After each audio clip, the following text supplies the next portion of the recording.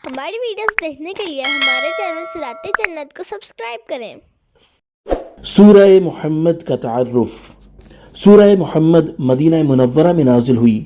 اس سورت میں 4 رکوع اور 38 آیتیں ہیں۔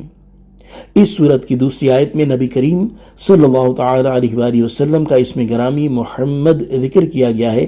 اس مناسبت سے اسے سورہ محمد کہتے ہیں۔ نیز اس سورت کا ایک نام سورہ قتال بھی ہے، اور اس کی وجہ یہ ہے کہ اس سورت میں کفار کے ساتھ جہاد کے احکام بیان کیے گئے ہیں۔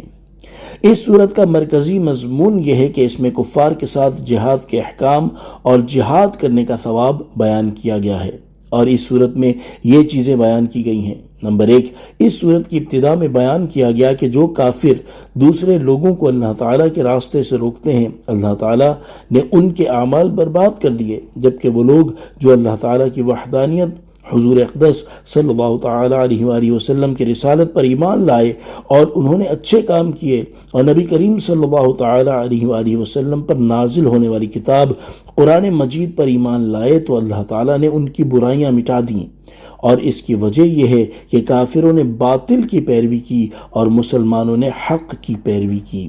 نمبر 2، کفار کے ساتھ جنگ کے دوران انہیں قتل کرنے اور کافر قیدیوں کے بارے میں حکم دیا گیا۔ جنگ کے دوران شہید ہونے والے مجاہدوں کا ثواب بیان کیا گیا، اور اللہ تعالیٰ نے کفار کے ساتھ جہاد کرنے میں مسلمانوں کی مدد کرنے کی بشارت دی۔ نمبر 3، کافروں کی رسوائی کی وجہ بیان کی گئی کہ وہ چونکہ اللہ تعالیٰ کی نازل کردہ کتاب کو ناپسند کرتے ہیں، اس لیے رسوا ہوئے ہیں۔ نمبر 4، کفار مکہ کے سامنے سابقہ لوگوں کا انجام بیان کر کے انہیں بتایا گیا کہ ان کا انجام بھی انہی جیسا ہو سکتا ہے۔ نمبر 5، پرہیزگار مسلمانوں سے جس جنت کا وعدہ کیا گیا ہے اس کے اوصاف بیان کیے گئے۔ نمبر 6، منافقوں کی صفات بیان کی گئیں اور انہیں بتایا گیا کہ اللہ تعالیٰ ان کے چھپے ہوئے بغض اور کینے کو ظاہر فرما دے گا۔ نمبر 7، اس صورت کے آخر میں دنیاوی زندگی کی حقیقت اور بخل کرنے کی مذمت بیان کی گئی۔ صلو علی الحبیب صلی اللہ تعالی علی محمد صلی اللہ تعالی علیہ وآلہ وسلم۔